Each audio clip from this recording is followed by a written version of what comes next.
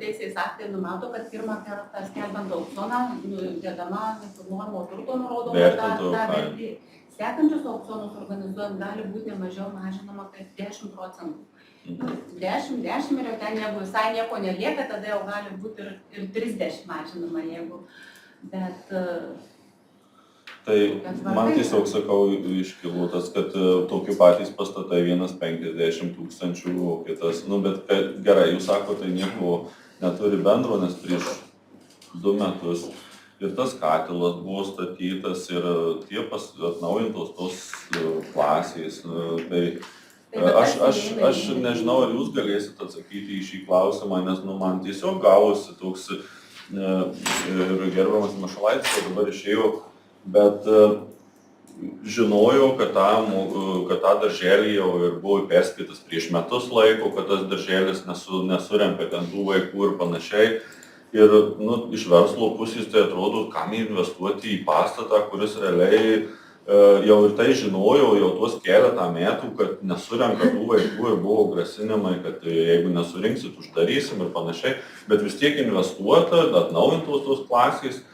Ir man kažkaip nesusiveda, prieš 2 mėnesius mes priminėjom sprendimą uždaryti tą būtent biblioteką ir dar gaila mero nėra, jisai irgi viešai sakė, kad bendruomeniai gal atiduos ten dalį to pastato. Čia taip labai greitai, net nesulaukus, net likutinių verčių perdavimo, jau jūs norite priimti pardavimą, dokumentą, kuris skatintų to pastato pardavimą. Tai man ar yra kokie motyvai, kodėl, pavyzdžiui, šioje eigoje 2 metų buvo tos atnaujinamos tos klasės ir kodėl būtent taip skubiai čia bandoma jį kažkaip parduoti, nes, sakau, ir meras pats sakė, kad ir bendruomeniai gal atiduos tą pastatą, ar nebuvo sulaukta kažkokių. Čia iš tikrųjų gal daug klausimų, sakau, gal jūs negalėsit atsakyti, nes... Veiklą vykdo, tai kiek turi atitikti visom normom, tai tas pastatas, tai jį neinvestuoti dėl to, kad po metų planuojam, tai negalės tiek. Bet čia toks irgi, jūs pasakė tokį, tas pastatas nebuvo sugriuvęs. Nereikėjo į naujų kondicionierių dėti, naujo katilo, kur vertė dabar 3 000, nors ten gyventojai sako, kad ten iki 10 000 kainavo. Aš irgi nežinau. Tada patikslint, kad jo savikaina nurodžius, kai mokykla prašym tos detalesnės informacijos, nurodžius, kad jo savikaina buvo 4,085 eurai, o šiuo metu atskaičius nusidėvėjimą, jo vertė yra 3,790. Bet čia katilų, be įrengimo, be nieko. Ta prasme, aš įsivaizduoju, kad ir įrengimas, viskas ten kainavo. Tai ten tikrai... Tai čia jau darbas. Ne, tai dabar tai pastatas nebuvo sugriuvęs. Tai galėjau tuos metus atkentėti tas pastatas, jau žinant, kad jau jis viskas. Sakau, man toks tiesiog pagrįsta tokia abejonė. Tai kodėl tą pastatą taip jūs greitai nori dabar parduoti, net nelaukėt bendruomenės, kol susitikęs meržą. Tai aš buvo ir sakė, kad... Čia iš tikrųjų, aš jums jau sakiau tą telefonu, kad tai nėra ta skuba ir kad tas pastatas iš karto bus greitai parduodamas, kadangi yra ganėtinai ilga procedūra dėl žemės. Vieno pastato be žemės mes negalim parduoti. Šiuo metu žemė yra Lietuvos Respublikos ir patikėtinis yra nacionalinė žemės tarnyba. Tada nacionalinė žemės tarnyba sprendžia, ar žemė bus parduodama, ar žemė bus nuomojama. Tai yra, ganėtinai užtrunka tas procesas. Jeigu nusprendžia, kad žemė yra parduodama, tada nacionalinė žemės tarnyba kreipiasi į Turto banką. Turto bankas įsiregistruoja kaip patikėtinis tos žemės. Tada galutinai patvirtina, kad žemė bus ar parduodama, arba nuomojama.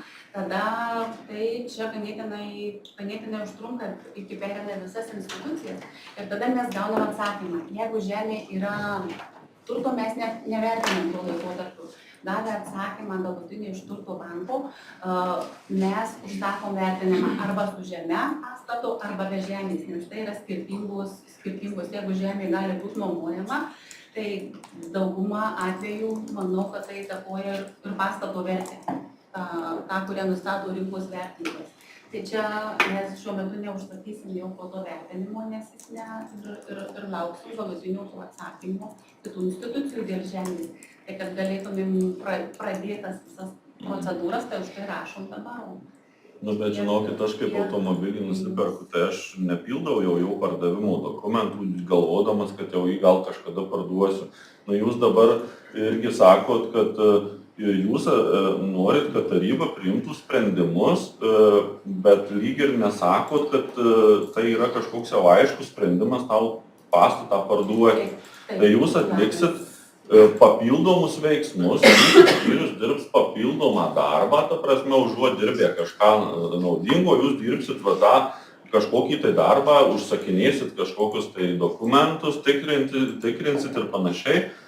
Ir net nežinodami realiai ar tos pozicijos, kad jis bus tikrai parduodamas. Tai aš įsivaizduoju, kad jeigu aš manau, kad jūs jau manot, kad tas pastatas bus parduodamas ir žinot pardavėją ar ten kažką, nu tai sakykit tiesiai šviesiai ir mes tada vis tiek nubalsuosim už, nes jau jūs, aš įsivaizduoju, supraskit mano nuomonę, aš tai manau, kad jeigu pastatas nėra niekam reikalingas savivaldybė, tai aš manau, kad jį reikėtų, ta prasme, parduoti kažkam, bet toks vaizdas, kad sakau, nuo pat pradžių, kaip uždarėm tą Šventragio biblioteką, visokių buvo daug informacijos visokios, kurie lyg ir jūs paneigėt visi, atsiprašau, aš neturiu net kaip įvardyti, kas, nes mero nėra, nenoriu už nugarų šnekėti, bet o dabar per 2 mėnesius ta nuomonė ir ta situacija taip apsivertė, kad visi tie gandai patampa realybę, o tie, kas buvo sakyta, kad čia va ir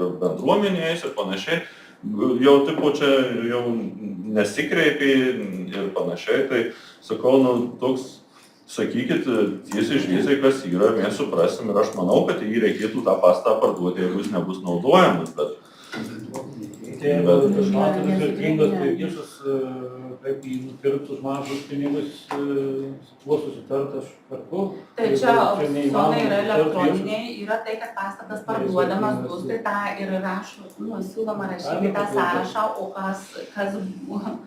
kas nupirks, tai kas laimės aukcioną, tai čia yra per registrų centrą, viešai. Tai gal galim tada tiesiog jūsų nuomonę, kas inicijavo šitą būtent skyriaus, jūs inicijavot, kad jį reikia parduoti, ar kažkas jums pasakė, kad reikia jį parduoti, ar tai pasakykit, nu kodėl jūs jį įtraukėte? Nenaudojamas, jisai dar šiandien dieną jisai yra naudojamas, tai aš ir klausiu.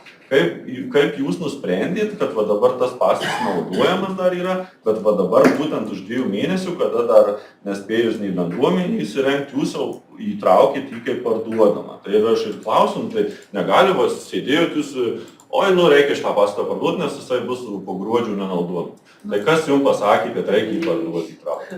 Tai matom, kad jis bus nenaudojamas ir jo vertė kris, tai laikantis turto naudojimo ir efektyvumo principų, tuo ir traukiam tą turtą, kaip ir visą kitą turtą, kuris nėra naudojamas. Tai aš sakau, jis naudojamas tas turtas šiandien dienai. Jūs sako, dabar tuščias, jisai nestovi nenaudojamas.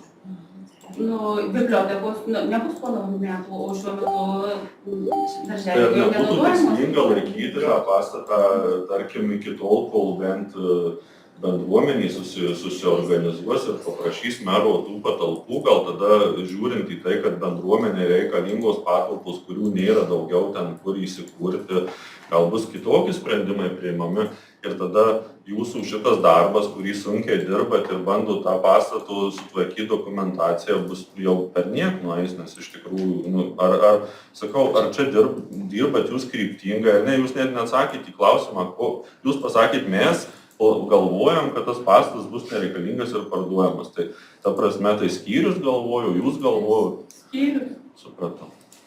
Gal buvo susitikimas su bendruomenė? Buvo. Tai koks atsakymas? Neįmat bendruomenį? Išlaikyti, aplyginti Tolkasijas. Viskas aišku, bendruomeniai po gruodžio su pastatu neįmat. Vadinasi, išėjus bibliotekai pinigų, jis tuščias įdėkės. Bet va, tu labai gerai, va, jūs pasakėt, kodėl negali žmonės iš karto pasakyti, kadangi visi va šnekėjom, buvo bendruomenė, šnekėjom, nėra nieko, O dabar atrodo iš debesų būrėm, nu tai pasakykit, va jis išviesiai labai gerai pasakė, va, buvo susitikimas, niekam nereikėjo, va mes jį Paprašė paduodam. pinigų, kad išlaikymui, kūrenimui, išlaikymui pastatų, bet to, ką šiam taigi čia.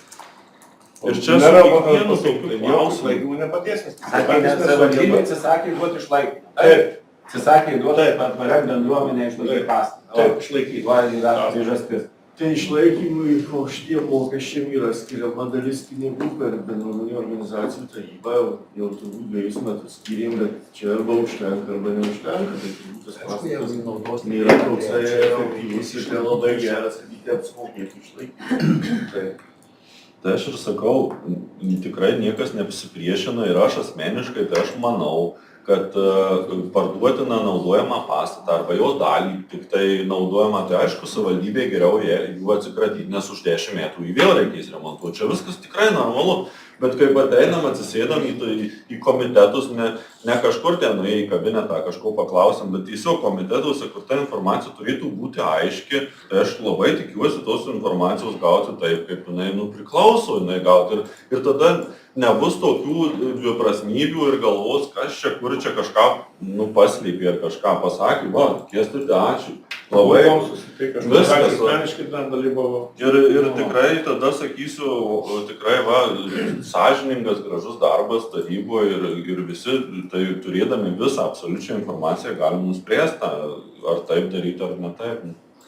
Aš žinau, tikrai nekapstom, kažko neieškom, kur nieko, kur nėra dalykų. Gerai. Aš tada noriu atkreipti dėmesį, kad čia įsitaisykit 102